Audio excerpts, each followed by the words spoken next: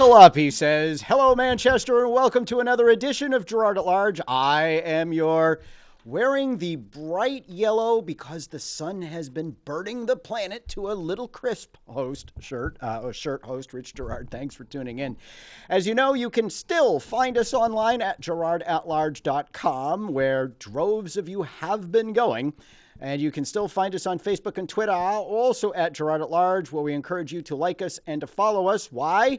Because even when we're in Facebook jail, and yes, we were there, some of you still see things. And if you see them and share them, other people will see them and share them. So it's important to help get the word out about what's happening in and around the Queen City, to have you plugged in, engaged, and otherwise doing what needs to be done. Also, for those of you on alternative media, we have pages on MeWe, Gab, Codius, Tumblr.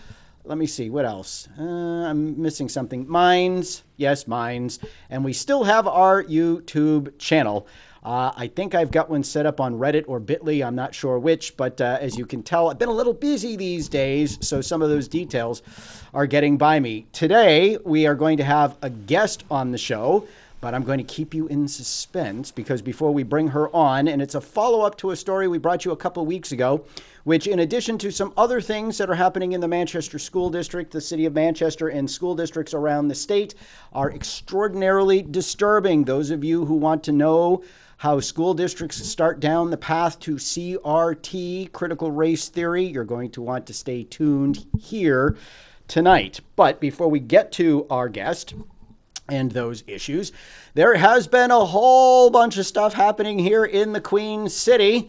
I want to tip the hat to the 5 aldermen who stood strong in the face of the desires of Mayor Joyce Craig to override the tax cap and spend even more of your money than the outrageous gobs of cash that got thrown at the budget this year. They held firm on the tax cap.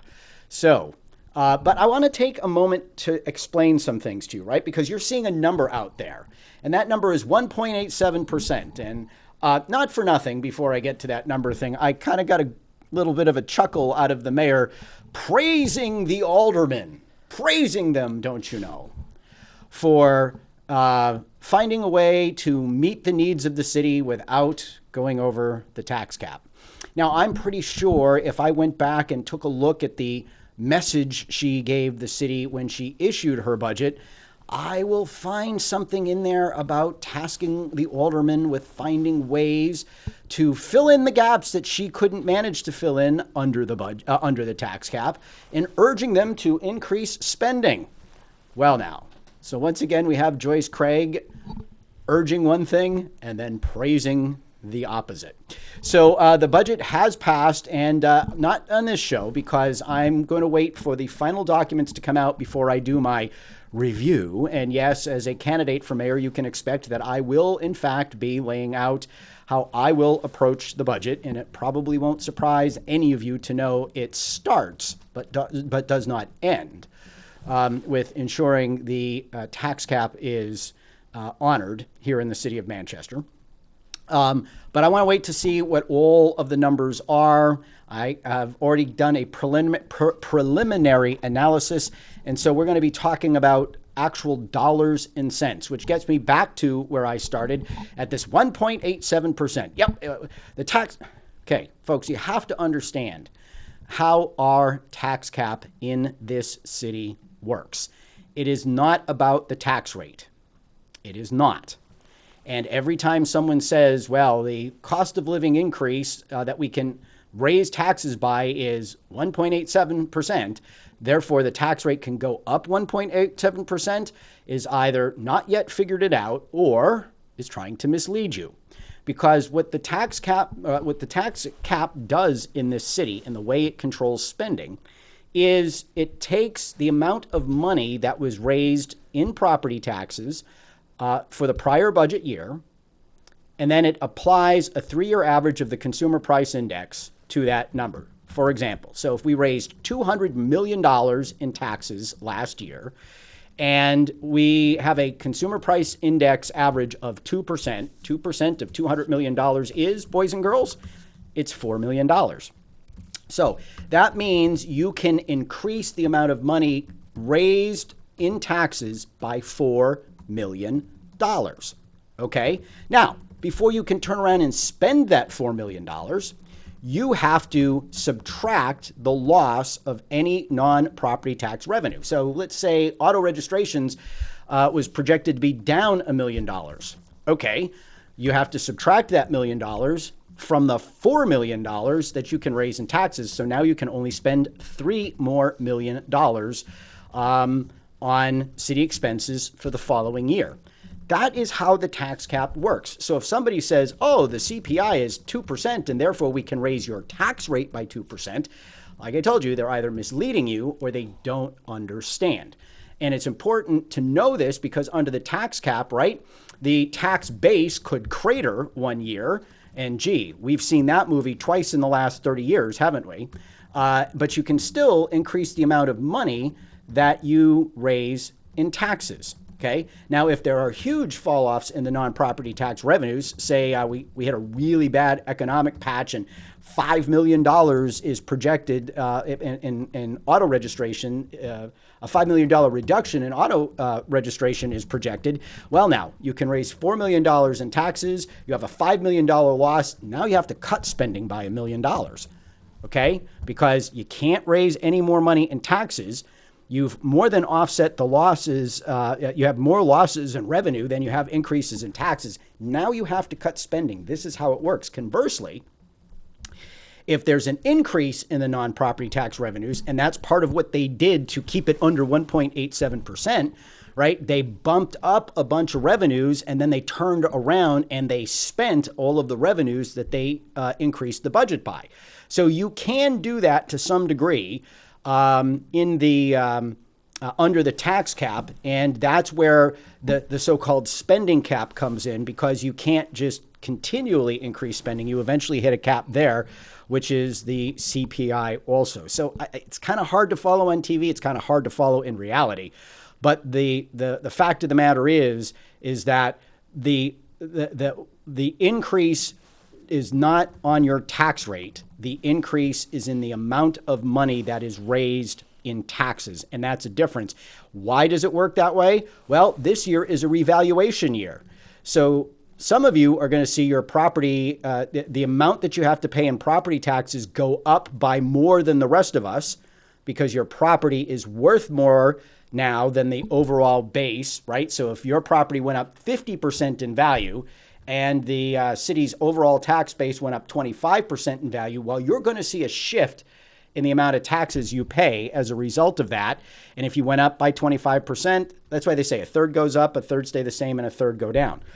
So in a revaluation year where the rate isn't going to be constant from one year to the next because of the revaluation, well, how does that work? It doesn't. It's because it doesn't work. That's why they have to apply the tax cap to the amount of money raised in taxes. Okay. Now that's that update.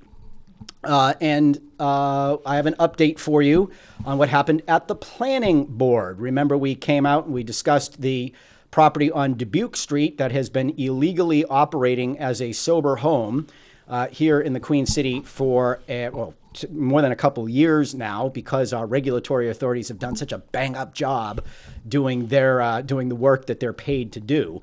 Well, the planning board, and I only have a partial story for you here, but they rejected the claim that these folks are a family and therefore are not subject to the codes at all. What they did do, however, is apparently buy into the argument that despite the fact that the sober home operator entered into an agreement with the state fire marshal, which they signed and said, we are a rooming house, the planning board determined they were a congregate care facility, which is an allowed use in that neighborhood. And as such, they are allowing them to stay as a congregate care facility. Now, what I don't know yet, because I haven't had a chance to look into it, even though I played phone tag with Alderman Long, who is a member of the planning board. And unfortunately, he actually missed the business meeting where this matter was decided. So he didn't have the details that I had hoped he would have. But nonetheless, I don't know what conditions have been placed on their operation, but at least there was a finding by the planning board that they A, weren't a family, and B, were operating as a congregate care facility, which allows the city to now regulate them as such. And I'm hoping that the planning board did put some conditions on that property. Now, why is that important? Because at the end of this month, there is a hearing before the Zoning Board of Adjustment regarding 296 Orange Street, which is across the street from my house. And we have shared what's been going on with you there. Finally, the city has forced them into a position. And, you know, they were saying at the planning board hearing on Dubuque Street that however the planning board rules, it's not going to affect their application for a variance on Orange Street. Well, based on how I interpret the comments by Mr. Jonathan Gerson, who lies like a cheap Persian rug at neighborhood meetings, and yes, I'm going to stand by that statement. And if you don't believe me, I have him on tape lying, in which he was caught by the whole neighborhood, and does everything he can to throw sand in everybody's face and blame them for his failure to follow the rules and try to say that the rules shouldn't apply to him, i.e., we're a family. They're finally going to be before the zoning board. But based on the comments that he had in the paper, it was clear to me that they were hoping to get the finding that they were a family. And in reading the variance application that they have before the board, the zoning board, it's clear that they're still pushing this family angle. And if we're not a family, well, then find us this. And if we are this, then you need to give us an accommodation because we're dealing with disabled people. And if you don't do that, you're discriminating against the use against disabled people.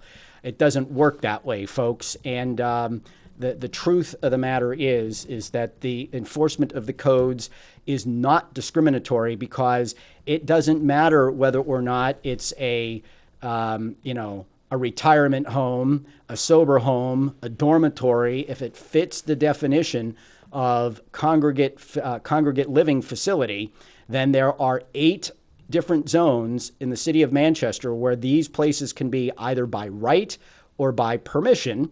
And that's half the zones in the city, and it covers a wide swath of the land in the city of Manchester. So the city of Manchester isn't discriminating against this use, and it is within its rights. Now, this one's before the planning board because as a congregate facility or a rooming house, which they also deny they are again, those uses are specifically not allowed in the neighborhood in which they have located almost all of their facilities. They're just specifically not allowed. And that is why it's got to go before the variance board. The planning board gets involved when it is allowed with the permission of the planning board. Okay, so bringing up to date on some of the machinery of government. And why is that important? Well, our efforts to do that here on Girard at Large and in the other public statements that we've made, mostly as a candidate for alderman, has now caused people in multiple neighborhoods across the city to contact yours truly. Why? Because the pattern that has afflicted my neighborhood and dozens of other neighborhoods that my neighbors and I have exposed and given to the city to investigate, which they have not done, and also to run them out of business in various other neighborhoods where we've run the stories because that's basically the only thing we can do in a city that refuses to enforce its own rules. They've contacted me about problems they are having in their neighborhoods, and it's the same way of doing business, folks. You get people with out-of-state money come in, they buy a building, and then all of a sudden there's a whole lot of renovations going on. And interestingly, the renovations don't always take place during the day. A lot of times it takes place on nights and on weekends. And why is that important? Because if a neighbor calls to complain about it, there are no code enforcement officers working. So they can't observe whether or not work is being done, which is why they don't do it Monday through Friday, 9 to 5. They do it after 5, Monday through Friday, and on the weekends. Why?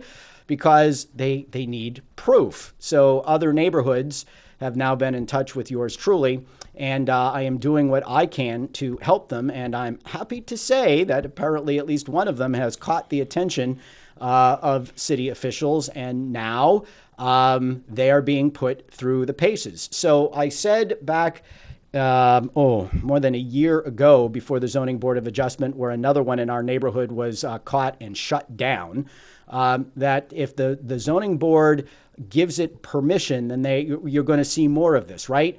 Big money people from out of state come in, they buy a building, they do renovations, and all of a sudden you've got a single family home that's got 3 bedrooms and 2 bathrooms, working as a congregate facility or a boarding house with 11 people living within that space. Unrelated adults, all with individual leases, and it's disruptive. Or, like the other one in my neighborhood, you have a 2-family where they illegally convert the 3rd floor, and they put 16 people, 18 if you count the on-site personnel, into this 2-family business where every individual door. See, now they've learned too, right? So they've gone into their facilities, they've taken the locks off the individual bedroom doors because that makes it look like a business use. So they're trying to fake out the code enforcement, say, oh, well, see, we're just like a family. We don't have locks on any of our doors, parenthetically, anymore. And this is important because these are neighborhoods that deserve to have the protections of the law, which framed the neighborhood and the uses that were allowed in the neighborhood in which they chose to live. This is not neighbors not wanting it in their backyard. This is neighbors defending their privacy, defending their property, and defending their quality of life. The city makes adequate arrangements in a variety of different zones and neighborhoods across the city where these folks can get whatever treatment it is they need to get. But we also need to remember that these people are in the import business. I've gone over the numbers with you here before. The staggering number of, it's 2/3 of the people come to these facilities from outside the city of Manchester. Why? Because there aren't enough drug-addicted people within the city of Manchester to support these massive operations. The fire department estimated there were about 60 of these, okay? So if you do some modest math and say that there's only 10 in each one, even though the one on Dubuque Street had 18 people and the one on Russell Street had 16 people and the one in my neighborhood has 11 people, if we say, okay, there are 60 of these buildings with 600 people, 10 per building, which we know is low. It's really more like 900 people on average, right? And 2/3 of them are coming here from somewhere else because they're addicted to something and they're in recovery. And then we scratch our heads when we read newspaper articles about homeless camps being shut down and people in the homeless camps being interviewed say, yeah, I got thrown out of a sober home and I'm from Rochester, or I'm from Portland, Maine, or I'm from here, or I'm from there. It happens. And so, yeah, we want to take care of people who are drug addicted. Here in the city of Manchester, we particularly want to make sure that we can take care of our own, and we can't if 2 out of every 3 that comes to the city is not from the city. And that contributes mightily to our homeless vagrancy problem, which is why I have said and will continue to say that we don't have street people because housing is unaffordable in Manchester. We have street people because we have an overwhelming number of people who are here, who are mentally ill, drug addicted, or a combination of the two. And 90% or better of these folks on the street are that way. Okay? And we can handle them here in the city of Manchester if we're dealing with the ones that come from the city of Manchester. But as the city itself has admitted, 3 out of 4 of the homeless people, homeless vagrants on our streets, in the parks, down by the river, kind of reminds you of that whole Chris Farley thing, right? I live in a van down by the river. 3 out of 4 of them aren't from Manchester. So instead of having 450 of them, we should have, I don't know, what's the math on that? Somewhere over 100? Big difference in how you deal with that as a community. Big difference in the impact you have it has on the community. You can take care of your own. But if you're the city of Manchester and you complain, as the mayor does, that the state isn't doing enough and other communities aren't doing enough, well, I would say to you, if that were true, and I'm not sure that it is, at least with respect to the state, why would you expect anybody to do anything that you're willing to do for them? And there you go. So with all of that happy news out of the way, and by the way, if you have questions, the number is 640-3091. I'm happy to introduce Ann Marie Banfield. Now, Ann Marie is going to be known to many of you in this audience. You saw her via Skype.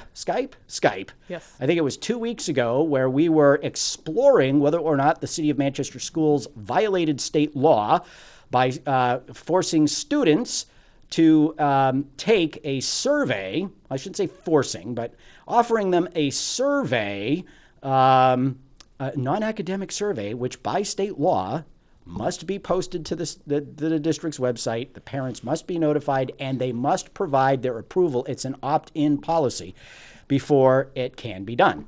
Well, we have an update on that and some other mind-numbing things that are happening in the schools. And not for nothing, I don't think I broached it here yet, but yours truly in a press release, which you can find at girardatlarge.com or Girard for Mayor. Just go to the news section at girardformayor.com.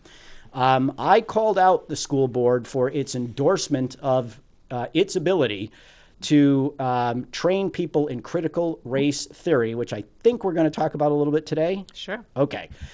Because critical race theory is basically the practice that says, hey, if you're this race or you're this gender or you come from this place, you are the winner of always will be racist, sexist, or otherwise bigoted in this game show of life. And it teaches specifically that one race is always evil and oppressive, and one race is always a helpless victim. And that doesn't just apply to race. It applies to ethnicities. It applies to gender. It applies to everything. And by the way, if you happen to be a certain race, you're guilty for the sins of your forefathers, regardless of whether or not your forefathers ever committed the sin that you're allegedly guilty of. So, yeah, and I've sort of taken my lumps from the left, as I like to say, but it's House Bill 544, which I stand behind. And I encourage you to read it. And if any of you out there have got the audacity to tell me how enabling the schools or any government agency to train any of its employees in any of the things that are banned by that legislation, which, by the way, simply reinforces the equal protection of the laws clause in our own state constitution. So our own state constitution does not allow for the teaching of such things using taxpayer dollars for taxpayer entities. Then I will bring you on my TV show here so you can explain to this audience how it is in pursuit of a just society that we would allow one's superiority or inferiority, innocence or guilt, or general characteristics as a human being to be determined by your color, your ethnicity, your race, your gender, your religious beliefs, or anything else. Okay? If you want what Martin Luther King wanted, and I do, and that is for my children and all people to be judged by the content of their character and not the color of their skin, well then, you better be busy about the business of assessing their individual character and not making determinations and laying labels based on the color of their skin, the sex of their body, their place of origin, or their habit of worship. End of rant. Ann Marie, welcome here to the Girard at Large television show. Thanks for making the trip. Good evening. It's evening. When I was do your radio show with you, it would be good morning. Yeah. So this is a little different, but yes, good evening. Good to have you. So why don't you, I think this is important for us to flesh out, and folks, stay with us here because this is important. What's happening inside our schools is not just happening in our schools, and there are examples of this across the state, never mind the nation. Okay, and what's happening in our schools, I will say this, it's evil. So sometimes it's innocent. Sometimes people don't understand what they're doing, but you can bet that the ones who have put the idea in their head to do it aren't so innocent. So we're going to go over what prompted Ann Marie's last appearance on the show. We're going to give you the result, and we're going to go over some other not so great things that are happening here and around the state, because you can bet that it is going to be a problem. And I will just say this. if and when I have the gavel, it comes to an end. Ann Marie. Sure. So a couple of months ago now, I had a parent reach out to me that said, First, why don't you introduce yourself a little bit about who you are? Sure. I mean, I know you're an education advocate and okay. been all that for years, Sure. but I want people to know, Right. understand what your background in Well, this is. I'm a researcher. I research education policy, legislation, all kinds of things. I focus on academic excellence and parental rights. And I've been doing that for probably 15 years in New Hampshire. I'm a volunteer. I do this for nothing. I've never been paid a dime. So I want to make sure everybody knows that the reasons that I do this, I do it because it's the right thing to do. And so I communicate with legislators. I look at bills, proposed legislation. My focus, again, is academic excellence. So that's what I tend to focus on when legislation is coming through. And as I mentioned, parental rights. So several years ago, I worked very hard to get a parental rights piece of legislation passed, which means that now if your kids are subjected to a non-academic survey in school, yes, you are right. It is now an opt-in. It is not an opt-out, and that means that parents have to consent. And the reason for that is because so many of these surveys have been so invasive and so shocking to parents when they see the questions. Sexual orientation, drug usage, alcohol usage.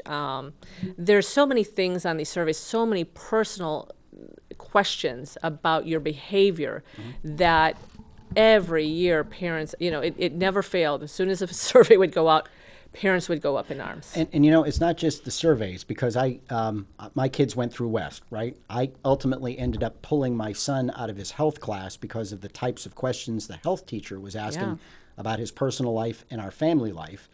And his world geography teacher, freshman year, would have them journal on personal questions. So one day they're talking about, Darwin there. Yep. Darwin? Yeah. Oh. What is it? Evolution, the theory of evolution. Okay.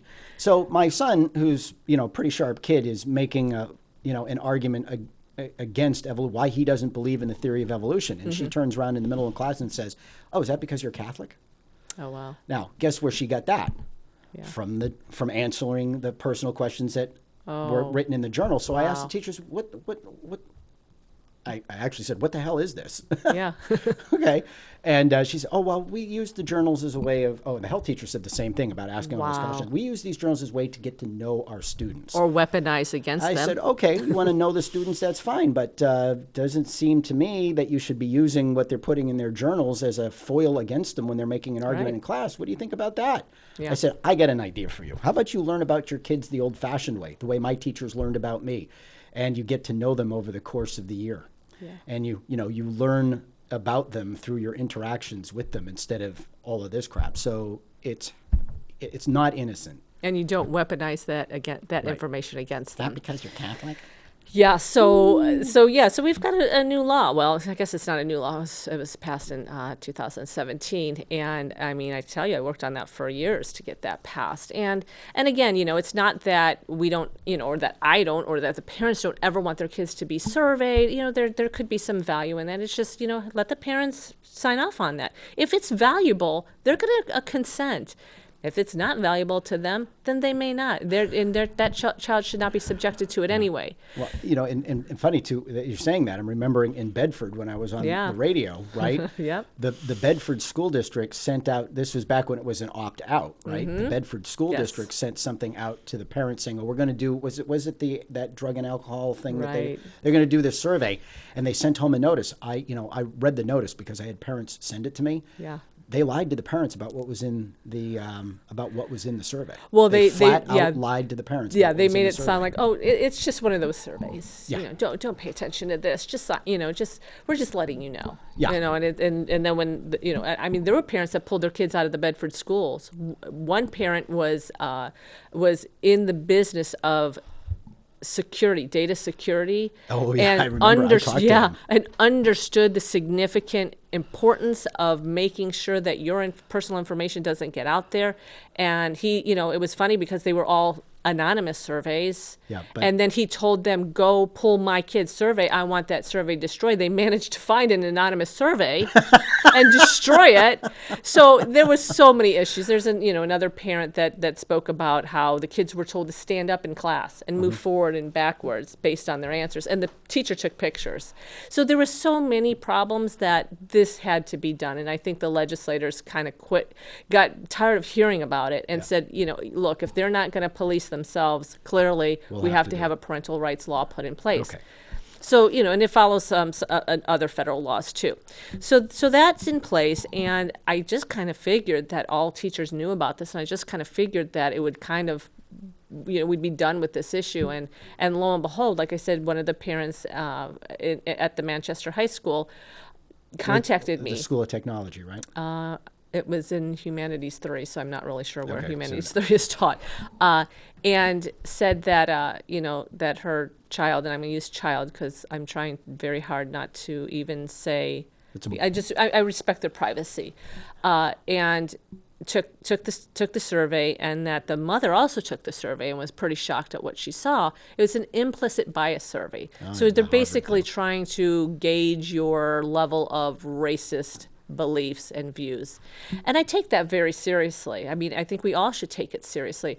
Let's be honest, racism, as it really is an evil, it's evil. I mean, you don't want to, so I understand where a lot of this is coming from. And I think most people agree, but that is like to take it to the next level. Like, we're going to grade you now, students, on your racial bias. Well, first of all, there's Wall Street Journal did an article that these surveys or these tests really are not valid.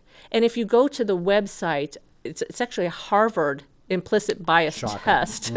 If you go to their website, it says we don't really propose that this is valid. There's no validity to it. Take our test, but it doesn't work. Exactly. So I'm thinking, okay, so these kids are taking this test. The parent, I took the test. Oh, by the way, it also captures your IP address. It captures your IP address. And that way, if you go ahead and go on there again and again, they can see how your attitudes have changed. They're tracking you. They're essentially tracking you. And so there's no privacy as far as that goes because they're tracking you. You have a vendor tracking you. So that's another reason why we actually passed the law. If you're going to track students like that, you're going to ask their personal information, then let the parents just agree to this because they're the ones looking out for their kids. Right. And that's not to say that the teacher is not, I don't want to come down hard on these teachers because, for instance, this teacher's reached out to me. I did file a complaint with the State Department of Education over what took place, but she did reach out to me, and I'm going to pretty much keep that conversation confidential because she sent me private messages. She's lovely. I don't think that there was any, anything that she was trying to do to get these kids, and I don't even think a lot of them took it. But it was strange though. She wanted them to take the implicit bias test as part of reading The Great Gatsby. Yeah. What? Yeah, why? and that one was hard to grapple with too because honestly, The Great Gatsby is a book that has withstood this time. It's one that many of us have read in school, and so. My senior year in college for senior week, you could either go to the formal dance or you could go to the Great Gatsby ball. There you go. I went to the formal dance because I never read the Great Gatsby. I didn't get the whole there thing, you go. But. Well, it's a classic, and I actually can appreciate that teachers are actually having kids read some of these classics, and there's a reason why they do it over and over again. I mean, especially compared to some of the garbage that's out there. So I want to be clear about that, and I want to be clear about. I don't want to say that her intentions were anything other than good. maybe in her eyes and maybe, from other people. But the bottom line is the law is in place for a reason, and it was not followed. And when I filed a right to know request, because that's how I do it, I was contacted by a parent, I'm going to follow up with a right to know request. I want to make sure that I'm not charging somebody with something that they didn't do.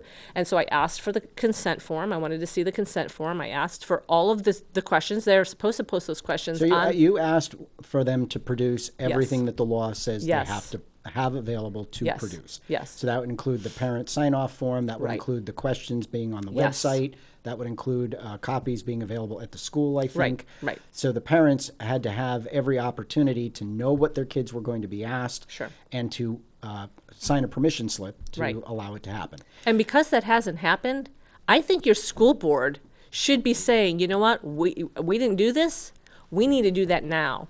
The teacher, I think, is going to try to do some of that, but I think it's up to your school board and your administrators, your superintendent, to say we're going to correct the situation. We're going to notify all of the parents in that class, regardless of whether their kids took the survey or not, because it was an option. It was voluntary, and but in the law it says even if this is Even a if it's voluntary, voluntary, yeah. they still need to consent to this, because that was the loophole in the federal law. The federal law basically says that same thing, but schools were getting away with it, saying, well, we made it voluntary, so we really don't have to follow federal law. Well, that was the problem. So the state added that language that even if it's voluntary, this must be done. So I think it's up to your superintendent, administrators, and school board to now rectify that situation. Provide all of the questions for the community. Yes, it's great that if you give it to the parents, but the community needs to see what you're asking their kids. After all, they're paying for it. Exactly. Now, if I'm not mistaken, the teacher did contact the administration, right? I'm trying to remember. Well, according to the right to know request, I was sent an email that was that included information from the teacher, including that this was done because to look at implicit bias from the Great Gatsby time period, and then to maybe reflect on their own implicit bias. And, it goes back to what you brought up earlier, all these questions on these kids. You're right. In the past, it was about the teacher kind of getting to know the child, and, because they're in their class. Now, it's so invasive. Everything about your health status, everything about your values, everything about your racial attitudes. I mean, They're building a profile on it. Right. This is psychological profile. That is exactly what a lot of experts out there have said. They are building psychological profiles on these kids, and they're making it part of their permanent record. Right. Now, in this instance, they would have gone to the website. They would have done it. I don't believe that this would have been part of the record, but in many instances, it is. In many instances, this is now being turned into competencies. So do you have the right racial viewpoints? If you go to Arizona Department of Education, they have a long list of standards that these kids must meet on their racial attitudes. You might go through them. You might say, you know what? Some of them are good, and I wouldn't argue with that. But have we charged the school? Because what you set as a standard, you have to assess that standard. Right. So the first step is to set the standard. The next step is to assess that standard. And they do that with competencies, and they do that through social and emotional learning. So that's how we see it coming into the school right now. So, and to try to bring this into layman's terms for people, what they're doing is they are inculcating in your kids what their value and belief system is. They're telling you have to that there is a correct or proper way to think about this item or that item, and if the student does not meet that standard, if the student does not think the correct way, then the student is to be re-educated about that. And folks, if you haven't read it in a while or at all, it's time to read 1984 by George Orwell, because they're changing the meanings of words, they're changing vocabulary, they're redefining things like the Ministry of Truth used to do in 1984. And so by saying if you disagree with something that is the correct, and there's only one correct, okay, and the school district gets to determine what is correct. If you disagree or you look at it differently or you, God forbid, think about it differently, you are to be corrected and re-educated. So they're not teaching as they claim. They're not teaching people to think critically. If they were teaching people to think critically, they'd assign The Great Gatsby, and they would, like I did when I was in high school, right? They would have discussions on the book, and the teacher would, poke, prod, ask questions. Classmates would challenge. They would share their own thoughts. This is how you develop critical thinking: is you allow people the freedom, the flexibility, the ability to express their own thoughts, beliefs, and ideas. Because you know what, we all have different value sets, because we all have different life experiences, right? So we wash everything that we're exposed through the experiences that we've had. We come up with our own unique perspective on it. That's not to say that there aren't golden threads and shared values and things like that, right? Mm-hmm. There are, but what has happened to you in the past colors how you view things, right? Right. So to some degree, you have a personal implicit bias. If every time you walked by an ice cream shop, someone threw a pan and hit you in the head, you would not like ice cream shops. Yeah. Okay. Right. Yeah. Okay. But so this theory of education, the so-called social emotional well-being of children, the educating the whole child, and they never include spiritually, though, do they? That's right. No. It is a way to cause them to conform to a set of standards that the government, a set of beliefs, a way of thinking that the government school has said is correct. Exactly. Okay? This is indoctrination. This is the creation of conformity. This is not educating. This is not critical thinking. Because you might go through those standards and you might say, I don't have a problem with the standards, but wait till they change. And again, you're being assessed and you're relying on 11, 12-year-olds. And a lot of times these kids are just, they're laughing and they're filling in the wrong answers. Mm-hmm. And they're now being graded through competencies. And again, you're right. If you don't get your competencies right, you're going to be re-educated, and eventually you better be marking off. But keep in mind, competencies are now shared with colleges when you apply to college students. So if you're in high school, you should be absolutely very concerned about this. Any parent, anybody in school, because this information in New Hampshire, competencies are being shared with colleges when you apply to college. Mm-hmm. Eventually, they're going to become digital badges. Mm-hmm. I've already heard the community college system speak about this. There's no privacy protections that I'm seeing. There was legislation this year on the community college, changing the community college system up, and I testified on it. I didn't testify in the Senate; it got past me, but it came to the House, and I think this was going to be signed into law. I literally thought it was going to be signed into law, and I testified, and it is now tabled because it's being retained, because I said, they're talking about digital badges for these students. There's nothing in this legislation that talks about any privacy protections for students. That's the first thing. What's a digital badge? Well, let's say that you're in college and you've passed a course. You might, instead of receiving credit, now you get digital badges, and it's like a digital portfolio. But maybe you've read a book. Well, now you've earned a badge for that. Maybe that you've done this in your life. You earn a badge for that. Your badges are going to determine where you go in your future.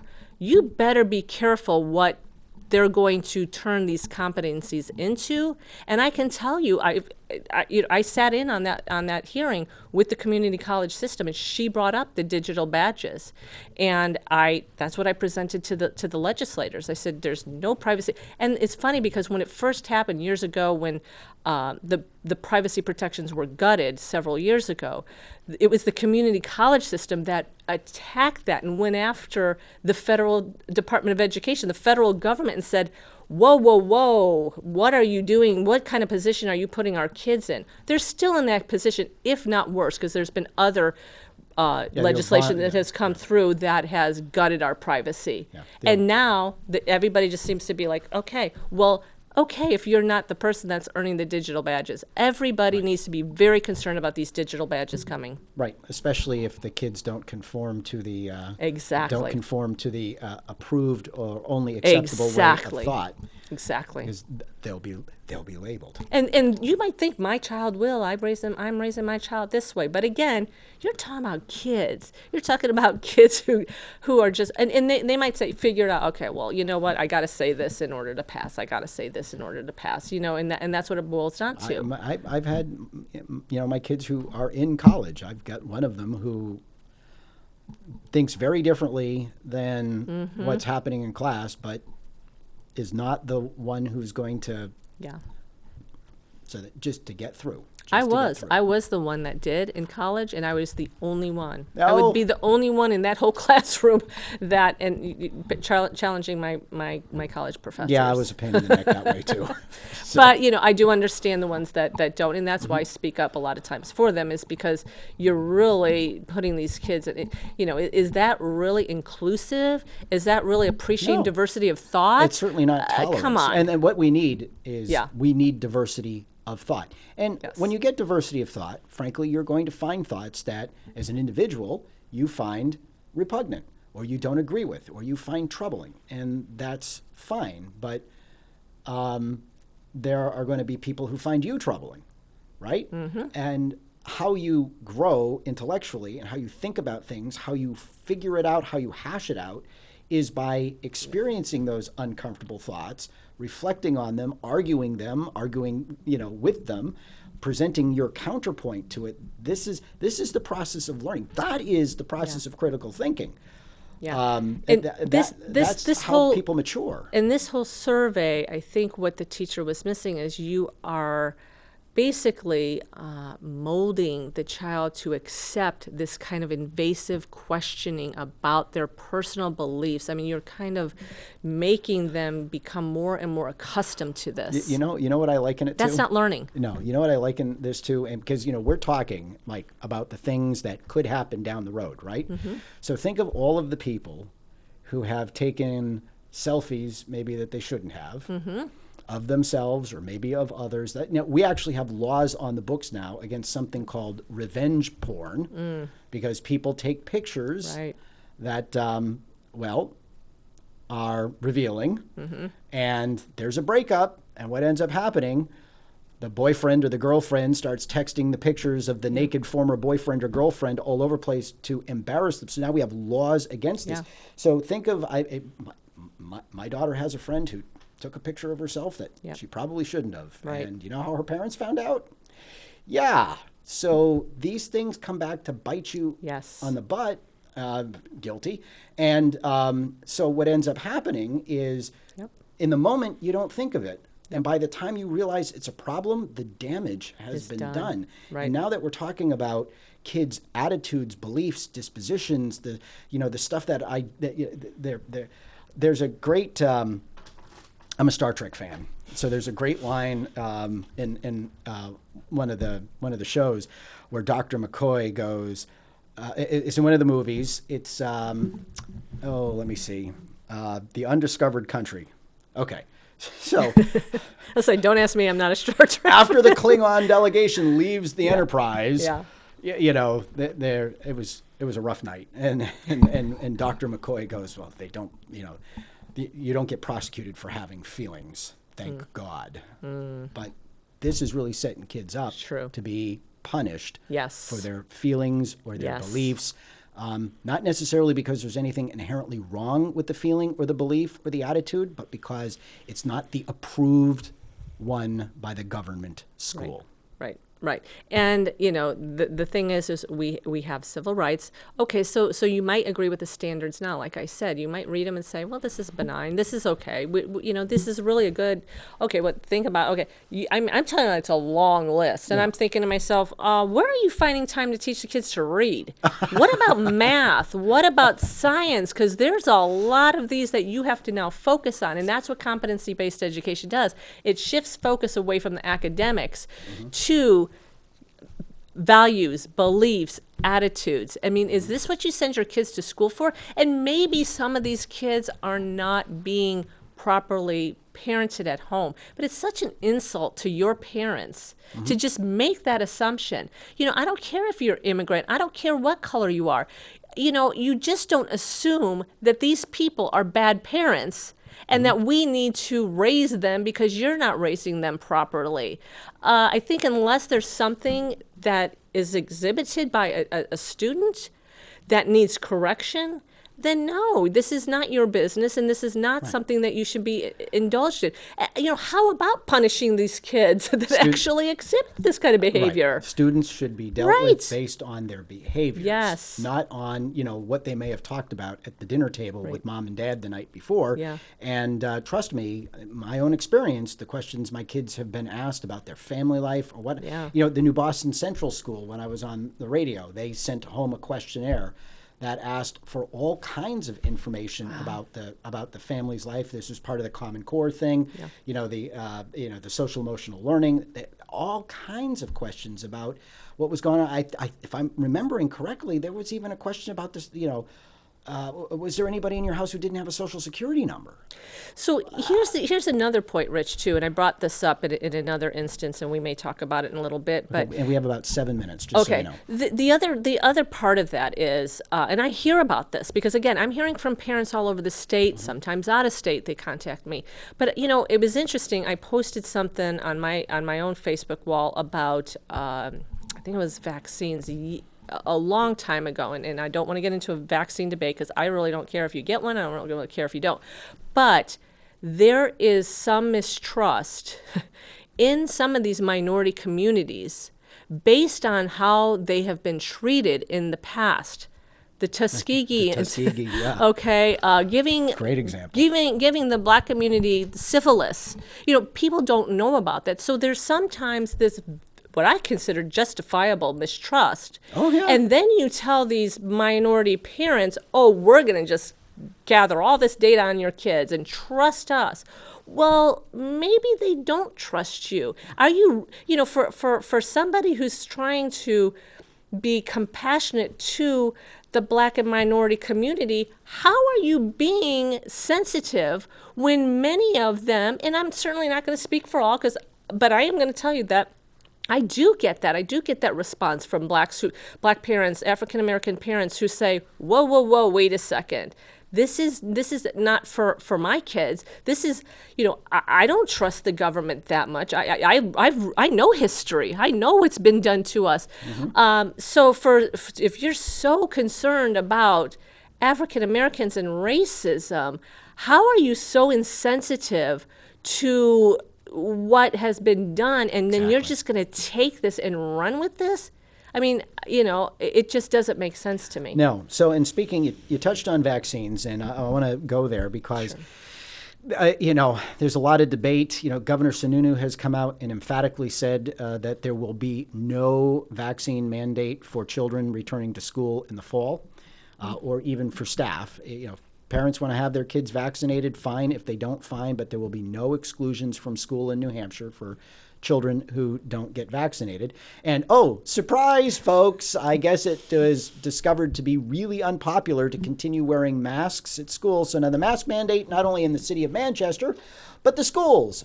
It just mind-numbing. Days after Mayor Craig and the health director and everybody fought to keep all of that stuff in place. Wow. It went away. I guess they figured out just how unpopular it was, the outcry after that stupidity.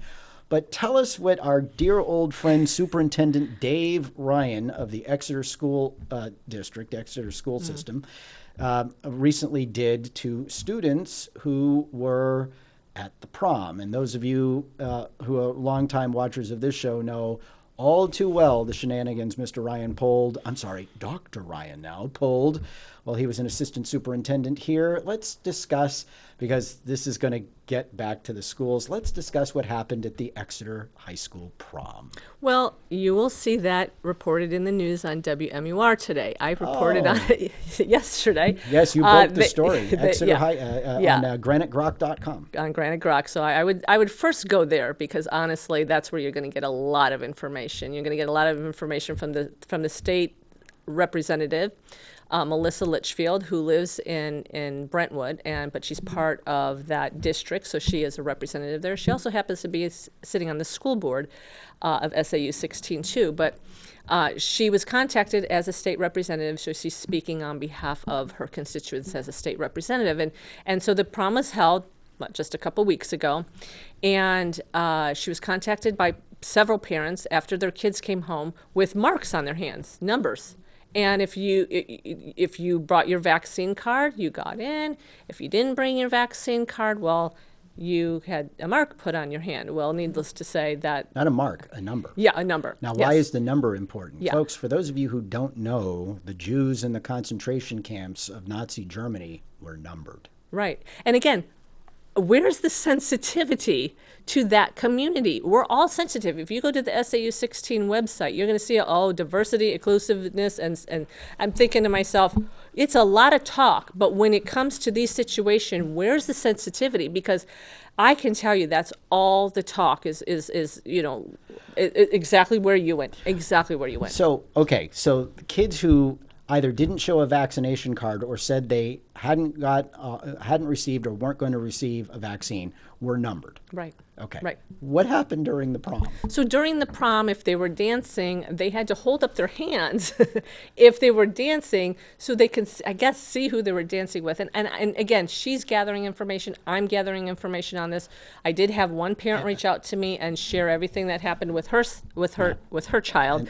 And the underclassmen were taking down the names Yes. of the people that the numbered unvaccinated people were dancing with. Yes, and writing names down, and they just left it out. People were taking pictures of this so you can see their names. So their personal medical information is now available for all to see if they got a vaccine or not. Now, there were lists because somehow the school had obtained a list of students that were vaccinated or not vaccinated even ahead of the prom.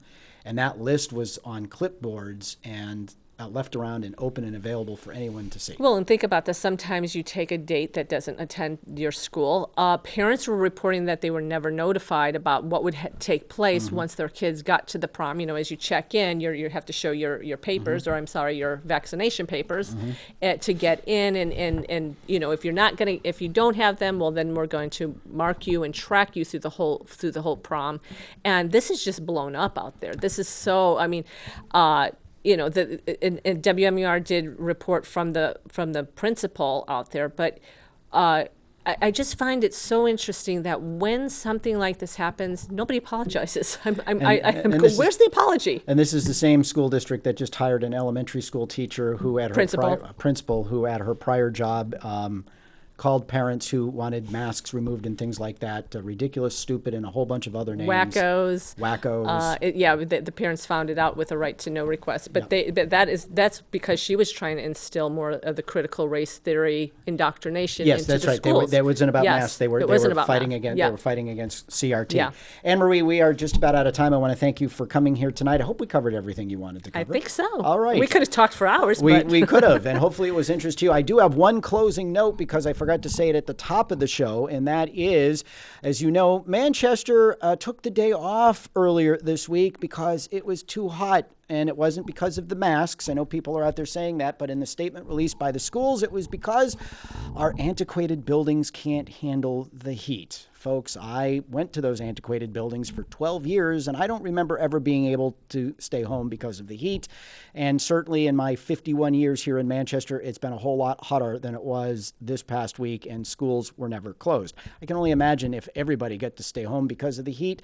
But the teachers did get a day off without pay, because they haven't exceeded the 5 free snow days they get. That's right, they get 5 snow days where they don't have to make it up and still get paid.